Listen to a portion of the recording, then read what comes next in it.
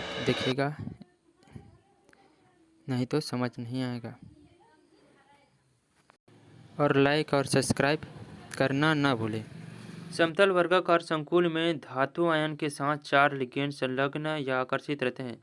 समतल वर्गाकार संकुलों में धातु आयन के डी कक्षकों के विपाटन को अष्टफलकी संकुल के उदाहरण से समझा जा सकता है, जिसमें धातु आयन के संपर्क में 6 लिगेंड रहते हैं। अब यदि अष्टफलकी संकुल के 2 लिगेंड को हटा दिया जाए तो 4 लिगेंड शेष रह जाएंगे, यदि जिससे इन dz² dz व dz की ऊर्जाएं कम हो जाएगी। डी ऑर्बिटल में स्प्लिटिंग कैसे होता है, आइए देखते हैं। संकुल के केंद्रीय धातु आयन में उसकी ऑक्सीकरण संख्या के तुल्य धनावेश होता है। संकुल में केंद्रीय धातु आयन ऋणात्मक लिगेंडों या एकाकी इलेक्ट्रॉन युग्म युक्त उदासीन लिगेंडों से घिरे होते हैं। संकुल निर्माण के समय इस प्रकार के लिगेंड अपने ऋण आवेशित ध्रुव या सिरे की ओर से केंद्रीय धातु आयन के समीप पहुंचते हैं। यदि लिगेंड पूर्णतः उदासीन भी है तब भी वे केंद्रीय धातु आयन के धन आवेश से ध्रुवित होकर ऋण आवेशित हो जाते हैं। केंद्रीय धातु आयन के इलेक्ट्रॉनों पर, विशेष करके डी इलेक्ट्रॉनों पर, लिगेंड के ऋण आवेश के कारण प्रतिकर्षण बल का अनुभव होता है। इस कारण डी ऑर्बिटल के इलेक्ट्रॉन लिगेंड के पहुंचने की दिशा से दूर हट जाते हैं। इस सिद्धांत में धातु आयन के डी ऑर्बिटलों की ऊर्जा पर लिगेंड के प्रभाव का भी अध्ययन किया जाता है। क्रिस्टल क्षेत्र विपाटन को समझने के लिए धातु आयन के डी ऑर्बिटल की समिति को समझना आवश्यक है। तृतीय मुख्य ऊर्जा स्तर के 9 ऑर्बिटलों में 18 इलेक्ट्रॉन रहते हैं। इसमें से एक s, 3 p तथा 5 d ऑर्बिटल होते हैं। यह d orbital dxy, dyz, dxz, dx² - y² तथा dz² है। इन पांचों d ऑर्बिटलों को उनके पाली के अभिविन्यास के आधार पर 2 समूहों में बांटा गया है। पहले समूह में वे डी ऑर्बिटल आते हैं जिनके पाली अक्षों पर पाए जाते हैं, इसलिए इन्हें अक्षीय ऑर्बिटल, एक्सियल ऑर्बिटल कहते हैं। इसमें dz² तथा dx² - y² ऑर्बिटल आते हैं। समूह सिद्धांत के अनुसार इसे Eg ऑर्बिटल कहा जाता है।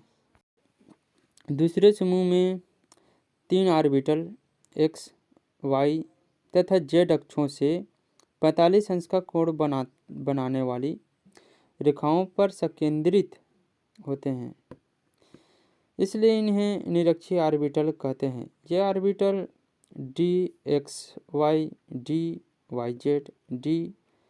dxz हैं। समूह सिद्धांत में इन्हें T2g ऑर्बिटल कहते हैं। इस प्रकार Eg ऑर्बिटलों में E द्विहांशिक समुच्चय तथा T2g में T त्रिहांशिक समुच्चय होता है। अब हम कक्षकों के बारे में बात कर लेते हैं। ये dz² है और ये dx² - y² है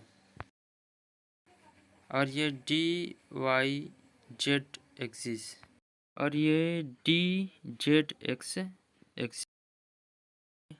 dxy एक्सिस है और ये T2g साइड और ये Eg साइड है। चूँकि डी एक्सिस में कोई भी लिगेंड नहीं है, इस कारण इस अक्ष में स्प्लिटिंग बहुत कम होता है। जिस में z है उसमें स्प्लिटिंग बहुत कम होता है, जैसे z axis, y z axis इसमें स्प्लिटिंग बहुत कम होता है। X square minus y square है। चूँकि ये एक्सिस पर अलॉन्ग द एक्सिस में स्थित होता है, इस कारण इसमें सबसे ज़्यादा स्प्लिटिंग होता है। इस प्रकार हम देखते हैं कि x square minus y square में सबसे ज़्यादा स्प्लिटिंग होता है तथा जेड स्क्वायर और जेड एक्स वाई जेड में सबसे कम स्प्लिटिंग होता है। X square minus y square में स्प्लिटिंग ज़्यादा इसलिए होता है क्योंकि ये अलोंग द एक्सिस होता है, ये एक्सिस में स्थित होता है, जबकि x y between the axis होते हैं, एक्सिस के बीच में 45 अंश का कोण बनाते हुए स्थित होता है। इस कारण x square minus y square में स्प्लिटिंग सबसे ज़्यादा होता है। कहते हैं क्रिस्टल फील्ड स्प्लिटिंग एनर्जी का। X square minus y square में जो एनर्जी डिफरेंट होता है उसे हम D1 से रिप्रेजेंट करते हैं तथा एक्स वाई तथा जेड स्क्वायर के बीच जो एनर्जी डिफरेंट होता है उसे डेल्टा 2 से तथा जेड स्क्वायर और जेड एक्स वाई जेड के बीच जो एनर्जी डिफरेंट होता है उसे डेल्टा 3 से रिप्रेजेंट करते हैं। हाईएस्ट और लोवेस्ट एनर्जी स्प्लिटिंग के बारे में बात करते हैं। इसके बीच में जो डिफरेंस होता है उसे डेल्टा एस पी द्वारा रिप्रेजेंट करते हैं।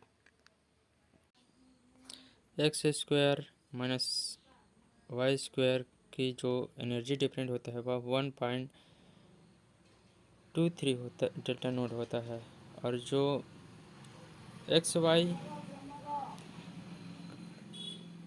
का जो एनर्जी होता है वो 0.23 डेल्टा नोट तथा जेड स्क्वायर का -0.43 तथा एक्स जेड वाई जेड में जो एनर्जी डिफरेंस होता है -0.51 डेल्टा नोट होता है। Thank you.